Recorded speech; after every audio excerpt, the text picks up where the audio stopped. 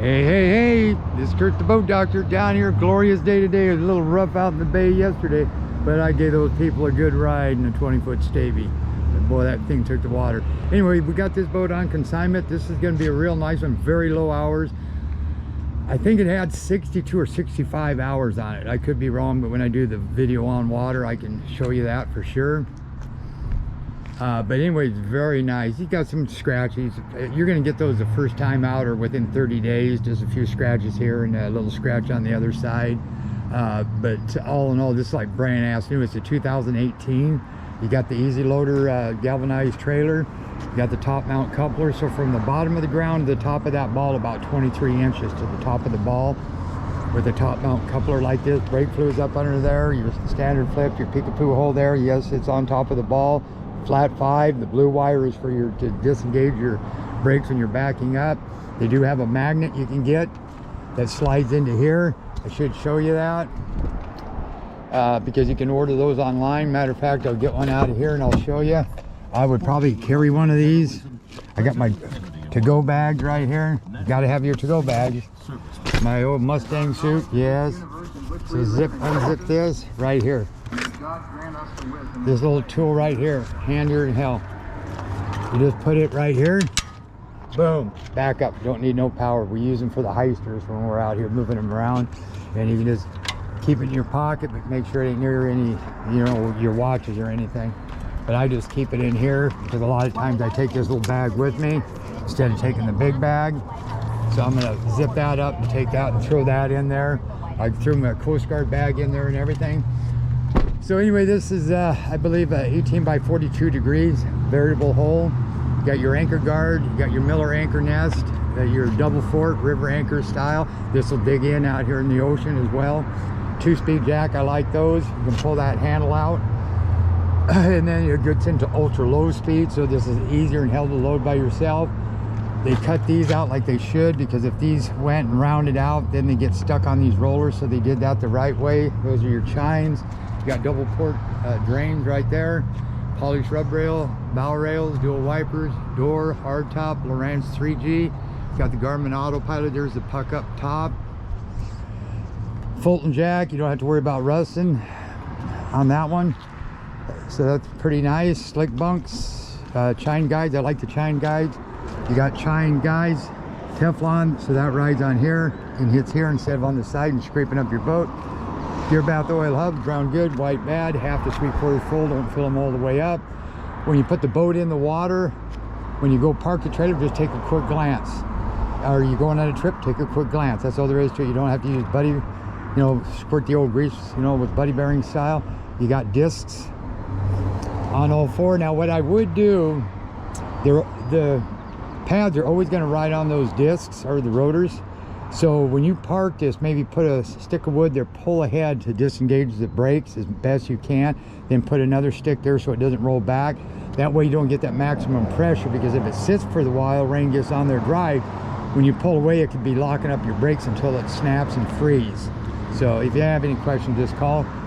You got your Scotty pole holders, you got a rear deck. I got to turn that one off. I see it's still on. You got a rear deck light, rod holders, net holders, rear deck steering, the controls over there.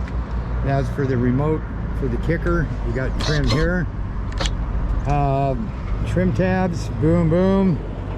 You got where you can mount your transducers. You got T99 high thrust. It's got 11 by 7 right here. You got the larger prop, 25 gear case. You see the little hole, okay, that's for back pressure and reverse. But this has got actually probably more power than a 25 two-stroke, and that's no kidding. And rough, it's instant. As soon as you put it in gear, it goes. Now what I would do, this right here, this is pretty firm, so it shouldn't go. But a lot of times I take this out, or I just put like a piece of rubber, I cut it and slide it over that. The thing is, you got a remote, so if you come back in an emergency and hit it, this thing could slide back, and then then you got to run back here, trim the motor up, pull that out, run back up there. It's not worth it. Tie bar, hydraulic steer. You got your brass plug in the back. You can use stainless. It doesn't really matter on this because of that. That's a stainless collar that threads, you know, you thread into, so it's a female. You got a 15 by 17 pitch stainless. right hand turn, you can see it go like that. It's a 4-stroke, of course. You got total saltwater protection. You got zincs on every cylinder, zincs on the block, zincs under there, zincs under there. So Yamaha is a total saltwater protected. You got freshwater flush, pee hole here, and there's your double bullets. So if you need 2 flushers, if you're going to do it on land, if not, duct tape that one, then put your earmuffs max flow on the water. If it doesn't go out, it could just be you don't have the water pressure. So dip it back in the water before you think your impeller is gone. You've got your total scan back here, so that's structure, side view, down view, and traditional. Trim tabs, 2018, 2022. You got your fish fighting chair there, deck light, like I say. Very nice, spare tire. Gear oil hubs are good. So I'm gonna put this here and I'm gonna struggle getting up here. So I just put my foot there, come on in, rear entry door. Here's your rear deck, here's your controls for your kicker. So when you trim that up, just trim it, when you trim it all the way, just give it a tap, just down a little bit. You got, it looks like Canon downriggers, I don't know if they come with it. Then you turn that right there, that turns on your wash down. You also got this. So if this hose ain't hooked up, you want to put that and screw that on, because if you don't, if you're going down the water, you're going to get water in here everywhere. If not, you also can just use this, turn this valve like that.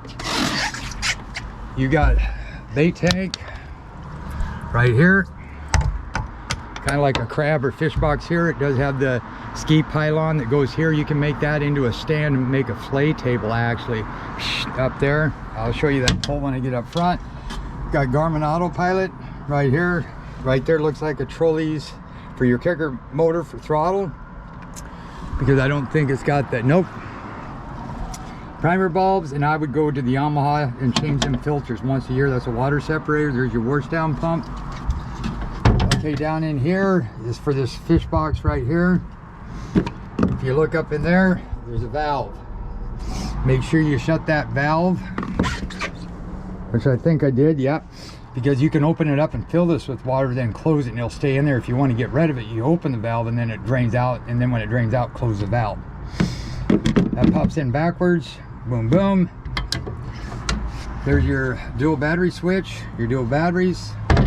You got Canon plugs right there, pole holders, rear entry door seal, rear deck light. Okay, I shut that one off. Just hit this button, hit this, and that turns that off.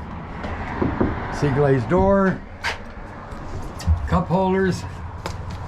Come in here. Here's his Lowrance box, VHS box, Garmin autopilot, his fire extinguisher, spare prop, aluminum, probably the same pitch. So whatever pitch that is, the aluminum or stainless is going to take the same pitch. More storage, suspension seats, big Bowie knife, drain plug. Autopilot wireless remote. Got one for your troll, for your speed, for your kicker motor, HDS 12. Trim tabs, horn, bilge pump works, wipers work, anchor light works. This auxiliary that turns on your GPS. These two down here, that turns on your sonar and your radar. Right here, they should tag them, but I know where they're at. And you got deck light, and you got the cabin lights. If I hit that, these cabin lights come on, full tank of fuel. Trim tabs will always make that sound until they get all the way to the top. See how they're blinking? Then just push those like that and they keep solid. You got 62 hours on it, see, so I was pretty damn close. Trim for the main. You just go like this. Now what I also do, and then you got your VHF up there, trays up there, sliding windows, screen, sliding cup holder. Very nice boat. This is going to make someone a nice boat.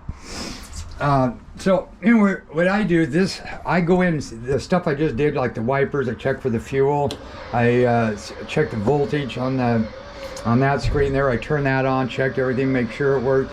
Then I load up the boat, I put this boat I won't do it because I'm probably going to go to Charleston. They do have the docks in it, California, Empire, and Charleston now. So I can go 3 different places depending on the wind. So then what I do is I check my watch, like right here, and it tells me the wind south-southeast, I think. Oh, east, southeast. Ooh, ooh. East, southeast. Huh. What's the windage? It's not blowing 3 miles an hour. So if I went to California, it would push me into the dock, which is good.